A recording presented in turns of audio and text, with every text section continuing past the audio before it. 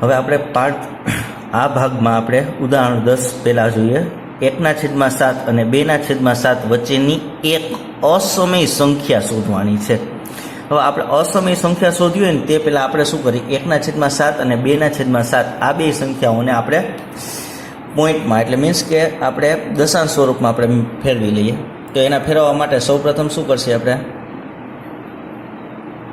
ભાગાકારમાં કરશે. ભાગાકારમાં 7 ત્યાં 12 1 અહીંયા ભાગનો એટલે ભાગમાં પડી 0 પોઈન્ટ ને અહીંયા 0 10 થયા. તો 7 એકુ 7 1 અને આ 7 થશે. રેડી? 10માંથી 7 જાય એટલે કેટલા વધ્યા? 3 હજી 0 ઉતાર્યા 30 થયા. 7 4 28 કેટલા વધે? 2 ઉપરથી હજી 0 ઉતાર્યા 20 થયા. 7 દૂને 14 6 વધ્યા ઉપરથી હજી 0 ને ઉતાર્યા 8 7 ને 56 4 આવ્યા. અહીં 0 મૂક્યો પાછા 0 ઉતાર્યા 7 5 35 આવ્યા વધ્યા 5 હજી 0 ઉતાર્યા 50 આવ્યા 27 49 એટલે અહીંયા આવશે 1. એટલે જો આ એક અંક છે એ પાછો જો અહીંયા 1 હતો ને પાછો આવી ગયો એટલે હવે પાછો ભાગાકાર કરશે તો આ બધા જ અંકોનું પાછું શું થશે? પુનરાવર્તન થશે ને. એટલે આના ઉપર શું આવશે? 12. એટલે આપેલ સંખ્યા કેવી છે? સમય સંખ્યા છે. તો એક સમય સંખ્યા કેવી મળી? 0.14285 એના ઉપર 12 એક સમય સંખ્યા મળી. આ હવે બીજી સમય સંખ્યા કઈ? 2/7. એ બેની વચ્ચેની અસમય પાછી મેળવવાની છે. તો પહેલાં 2/7 ને મેળવીએ.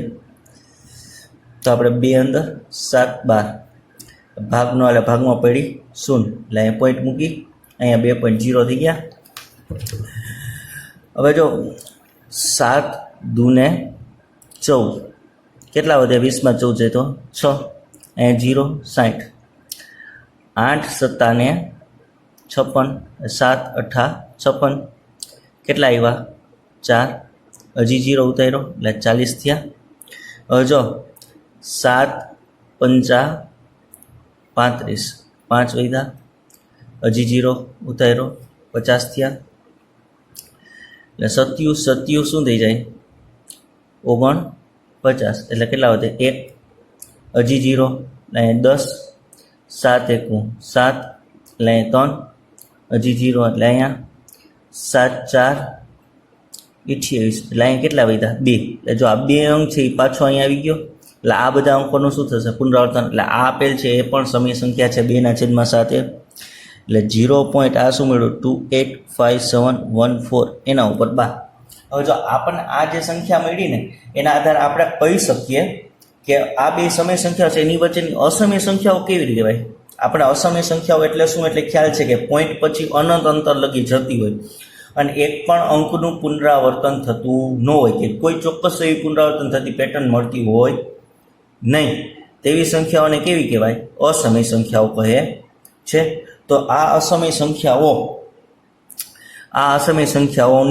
સંખ્યાઓમાં આ બંને વચ્ચેની એક અસમય સંખ્યા ધારો કે આવી છે 0.17359 અપ ટુ ગમે એ લખી શકી પણ કેવી 0.14 ને 0.28 એ બેની વચ્ચે આવી જોઈએ. અનંત લગી જાય છે અને એક પણ અંક રિપીટ થતો નથી. આવી અનંત લગી જતી હોય તેવી સંખ્યાને અસમય સંખ્યા. વચ્ચેની કેટલી કીધી હતી? એક અસમય સંખ્યા તો એક લીધી. ધારો કે 2 કહે તો એ 2 વચ્ચેની કોઈ બી 2 અસમય સંખ્યાઓ લખી શકાય છે. જો નીચેની સંખ્યાઓનું વર્ગીકરણ સમય અને અસમય સંખ્યાઓમાં કરો.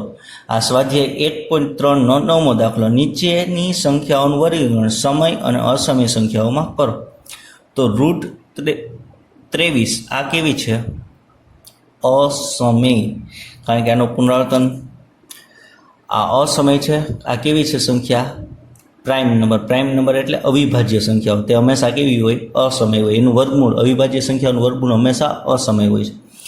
225 તો 225 છે એને આપણે આમ લખી શકીએ 15 નો વર્ગ એટલે 225 થાય. તો આ વર્ગ અને આ વર્ગમૂળ બે નીકળી જાય તો જવાબ શું આવે? 15. તો આ 15 છે એ કેવી સંખ્યા છે? સમયની સંખ્યા છે. કેવી છે? સમય. હવે જો અહીંયા 0.3796 અહીંયા જો પોઈન્ટ પછી અંકો કેવા છે? અટકી ગયા. તો આ આવી સંખ્યાઓનો સમાવેશ પણ કેમાં થતો હોય? સમય સંખ્યાઓમાં. આપણે જાણીએ છીએ. અહીં જુઓ તો 7.478 એવી કેવી પડે છે? પેટર્ન મળે છે. જો 478 અને અપટું જાય છે, ચોક્કસ પેટર્ન મળે છે. તો આવી સંખ્યાઓનો પણ સમાવેશ કેવા થાય? સમય સંખ્યાઓમાં. તેના વિશે આપણે જાણીએ છીએ. હવે અહીં જો કોઈ ચોક્કસ પેટર્ન મળતી નથી, અનંત લગી જાય છે, તો આવી સંખ્યાઓ કેવી હોય? અસમય. કેવી હોય? આપણે કેવી સંખ્યાઓ કહે છે? અસમય. આ કેવી સંખ્યાઓ થશે? અસમય. રેડી? હવે જો સ્વાધ્યાય 1.4 એનો પહેલો દાખલો, ક્રમિક વિપુલદર્શિતા પદ્ધતિની મદદથી સંખ્યા રેખા પર 3.765 દર્શાવો. આપણે સંખ્યા રેખા ઉપર દર્શાવવાની છે, તો આપણે વિપુલદર્શિતા દર્શાવી હોય ને તો એની મેથડ મુજબ તમને સમજાવતો જાઉં અને આ સાથે સાથે દોરતા જઈએ. તો આપણે સૌથી પહેલાં તો સંખ્યા રેખા દોરી નાખીએ. સંખ્યા રેખા દોરી તો મેં એક સંખ્યા રેખા દોરી રહ્યો. જોજો અહીંયા આ સંખ્યા રેખા દોરી. આ સંખ્યા રેખા ઉપર કેવા અંકો છે? અહીંથી લઉં 0, આ 1, આ 2, આ 3, આ 4 અને આ 5. અહીંયા આવશે -1 અને અહીંયા આવશે -2. આ મેઇન સંખ્યા રેખા થઈ. હવે જો આમાં 3.765 કેની વચ્ચે આવશે? તો આ 3 અને 4 ની વચ્ચે આવશે. અહીંયા ક્યાંક આવશે. તો 3 ને છે ને બીજી સંખ્યા રેખા પર આપણે 3 અને 4 ની વચ્ચેની જે સંખ્યા રેખાને આપણે આમ શું કરીએ છીએ? ઝૂમ કરીએ છીએ. કેમ આપણે મોબાઈલમાં આપણે ઝૂમ કરી તે રીતે આને ઝૂમ કરતા હોય એ રીતે આપણે અહીંયા કરવાનું છે. સંખ્યા રેખા બીજી દર્શાવવાની છે, જેને હું દર્શાવું છું અહીં.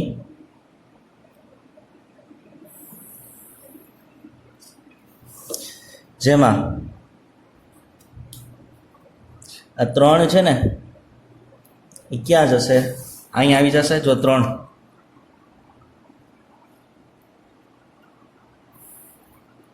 એટલે અહીં 3 સંખ્યા થઈ મેઇન 3.0. જ્યારે આ 4 છે એને અહીંયા જવા દે એટલે આ સંખ્યા થઈ કેવી થઈ ગઈ? 4.0. એની વચ્ચે કેવી સંખ્યા? ધારો કે અહીંયા આવે 3.1, અહીંયા આવશે 3.2, 3.3, અહીંયા આવશે 3.4, અહીંયા આવશે 3.5, અહીંયા આવશે 3.6, અહીંયા આવશે 3.7, અહીંયા આવશે 3.8 અને અહીંયા આવશે 3.9 અને 4 થઈ ગયા. હવે અહીં જો આપણે કેવા જોઈએ છે? 3.765 એટલે શું આવે? 3.7 અને 3.8 એની વચ્ચે આવશે. હવે આ 3.765 કોની વચ્ચે? 3.7 અને 3.8 ની વચ્ચે. તો હવે આપણે નવી વિપુલદર્શિતા આપણે દર્શાવીએ. અહીં આપણે પેચી સંખ્યા રેખા એક કરી, સંખ્યા રેખાને અહીંયા દર્શાવી. જો અહીં નીચે જવા દઉં છું. તો જો ખાસ આપણે આ સંખ્યા રેખા કરી. ઓકે, અહીંયા થયું. હવે 3.7 અહીંયા કરું છું. જો 3.7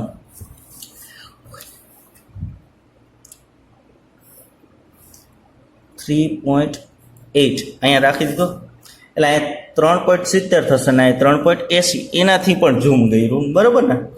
હવે જો 3.70 થયો તો અહીંયા શું આવશે? 3.71, અહીંયા થશે 3.72, અહીંયા થશે 3.73, અહીંયા થશે 3.74, અહીંયા થશે 3.75, અહીંયા થશે 3.76, અહીંયા થશે 3.77, અહીંયા થશે 3.78, અહીંયા થશે 3.79 અને પછી શું થશે? 3.80. રેડી? તો આ કોની વચ્ચે છે? 3.765. તો 3.76 અને 3.77 આ બેની વચ્ચે આવશે. તો આની અહીંયા 7 અહીંયા થશે. આને આપણે શું કરવાનું? ઝૂમ પાછું કરી પાછી સંખ્યા રેખા જાય. ક્યાં જોઈએ તો બરાબર. સંખ્યા રેખા ગઈ. અહીંયા જો 3.76 ને આપણે અહીંયા લીધા, અહીંયા થશે 3.760, 360 થઈ જાય. અને અહીંયા લઈ લઈએ આપણે, અહીંયા 3.770, 3.770, અહીંયા 3.760. એની વચ્ચેના સંખ્યાઓ ધારો કે 1, 2, 3, 4, 5, 6, 7, 8, 9 અને આ 10 થઈ ગયા. એટલે શું આવે 3.761, 3.762, 3.763, 3.764, 3.765, 3.766, 3.767, 3.768 અને 3.769. હવે આપણે જોઈતું હું 3.765 તો ક્યાં છે? આ રહ્યું, આ થયો 3.765. આ જે મળ્યું એ આપણને શું મળી ગયું? વિપુલ દર્શિતા 3.765 એની વિપુલ દર્શિતા મળ્યા. ટૂંકમાં આપણે અહીંયા શું કરવાનું છે? ઝૂમ કરવાનું છે. આમ ધારો કે બિલોરી કાચ રાખી દીધો હોય તો કેમ આમ ઝૂમ કરી, એમ ઝૂમ કરો, એમ આને અહીંયા ઝૂમ કરો, પાછો બિલોરી કાચ રાખ્યો એમ, એમાંથી ઝૂમ હજી કરો, એમાં અહીંયા હજી ઝૂમ કરો, થાય હજી ઝૂમ. એવી રીતે અહીંયા પછી આપણને જે મળે છે એ શું થયો? આન્સર આપણો ફાઇનલ બિલોરી કાચ. રેડી? આ સમજાણું આખો સમજ્યો વિપુલ દર્શિતા ક્રમિક પદ્ધતિની મદદથી મેળવેલો સમ. રેડી? આના પછી આપણે જોઈએ આગળ.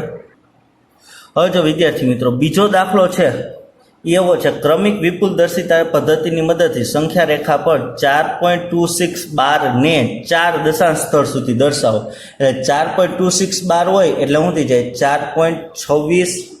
4.26 અપ ટુ જતો હોય. આ ખરેખર 12 એટલે એમ થાય, પણ 4 દશાંશ સ્થળ એટલે શું થઈ જાય? 1, 2, 3 અને 4 પોઈન્ટ પછીના 4 આંકડા એટલે 4 દશાંશ સ્થળ એટલે તમારે 4.2626 લગી દર્શાવવાનું છે.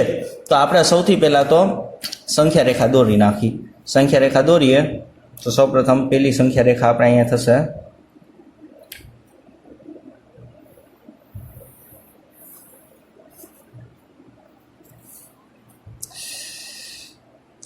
-2, -1, 0, 1, 2, 3, 4, 5, 6, 7 અપ ટુ આમ જશે, આમ જશે. રેડી? આ સંખ્યા રેખા થઈ. તેમાંથી આપણે જો 4.2626 એ કોની વચ્ચે આવશે? 4 અને 5 ની વચ્ચે. એક આ થશે અને એક આ થશે. તેને આપણે દર્શાવીએ અહીંયા.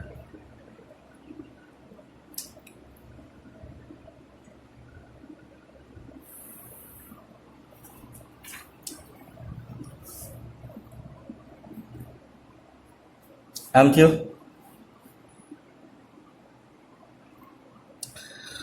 હવે જો અહીંયા શું થશે? 4. અહીંયા શું થશે? 5. રેડી? બરાબર. હવે જો 4.0 બરાબર. ઓકે,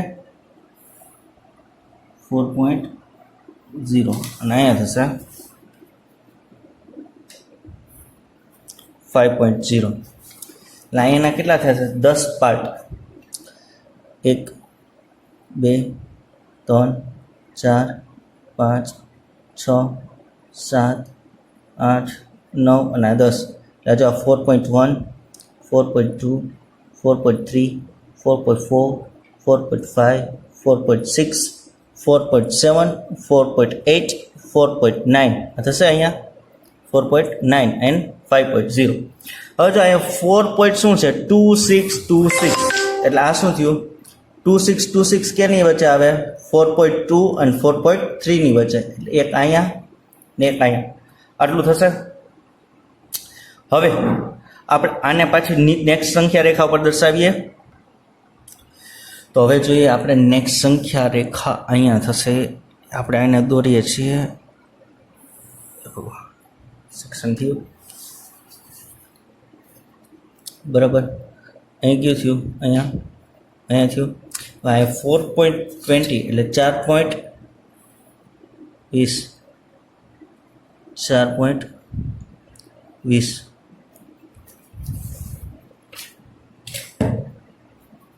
અહીંયા શું હશે 4.3 અહીંયા એટલે 4.30 લખી શકીએ ને આપણે 4.30 1 અહીંયા આવશે 1 2 3 4 5 6 7 8 અને 9 અહીંયા થાય તો 4.21 4.22 4.23 4.24 4.25 4.26 4.27 4.28 અને 4.29 રેડી આટલું થયું. હવે જો આપણે અહીં શું છે 4.2626 એટલે શું આવશે 26 અને 2626 એટલે 4.26 અને પછી 6 છે એ કેટલા 4.27 એ બેની વચ્ચે આવશે એટલે અહીંયા થશે. નેક્સ્ટ ઉમાં આવશે નેક્સ્ટમાં જઈએ તો અહીંયા આવશે સંખ્યા રેખા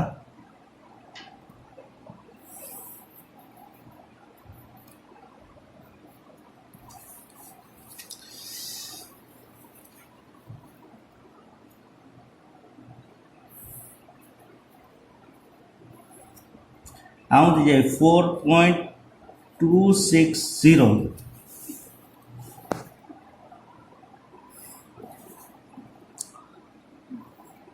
4.270 આ બેની વચ્ચે થશે એટલે 1 2 3 4 5 6 7 8 9 અને 10 એટલે 4.261 4.262 4.263 4.264 4.265 4.266 4.267 4.268 અને 4.269 આટલું થયું. હવે આમાં જો 4.2626 એટલે 2 છે એટલે 4.262 અને પછી 6 આવે એટલે એના પછી 4 ડિજિટનો એટલે આ બેની વચ્ચે આવશે આની નાની વચ્ચે આવશે. તેના પછીનો નેક્સ્ટ ફાઇનલ આપણી વિપુલદર્શિતા અહીંયા જોઈએ તો અહીંયા સમ કરું છું જોવા જઈએ તો અહીંયા થશે. હવે જો અહીંથી લઈશું 4.2620 એટલે અહીંયા થશે 4.2620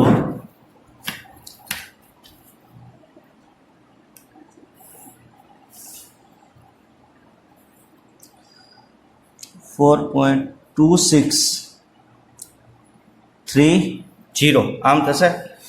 તો આ વચ્ચેના 10 1 2 3 4 5 6 7 8 ના 9 8 9 લાઈન થઈ જાય 4.2621 અને 4.2622 4.2623 4.2624 થશે. અહીંયા થશે 4.2625 રેડી 2625 અહીં થશે 4.2626 4.2627 અને 4.2628 અને 4.2629 અને 4.2630 અહીં સુધીનું થશે. એમાં જોઈએ હવે તો શું થશે 4.2626 એટલે આ આંખે આવશે તે શું થશે તમારી ફાઇનલ વિપુદર્શિતા. અહીં સૌથી પહેલાં તો અહીં આપણે આવશે આને ઝૂમ કર્યું આપણે બિલોરી કાચને અહીં પછી અહીંયા બિલોરી કાચને આપણે ઝૂમ કર્યો હતો 4.2 4.3માં ત્યારબાદ અહીંયા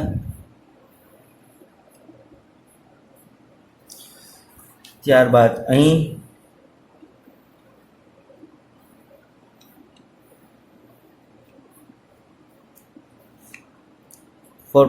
નું લીધું. આ રીતે આપણે અહીંયા વિપુલદર્શિતાઓ મેળવ્યું અને આપણે જોયું આખું ટોટલી વિપુલદર્શિતા. હવે એક ખાસ સૂચના બધાને વિદ્યાર્થીઓને કે તમારે પીડીએફમાં આપેલા હશે ને જે સમના હોમવર્ક બાજુમાં હશે, દાખલા આપેલા હશે એની બાજુમાં હોમવર્કના દાખલા હશે, તે તમારે શું કરવાના છે? ગણવાના છે. આ ઉપરાંત હોમવર્કના દાખલા પણ નોટબુકમાં ઉતારવાના રહેશે. બરાબર?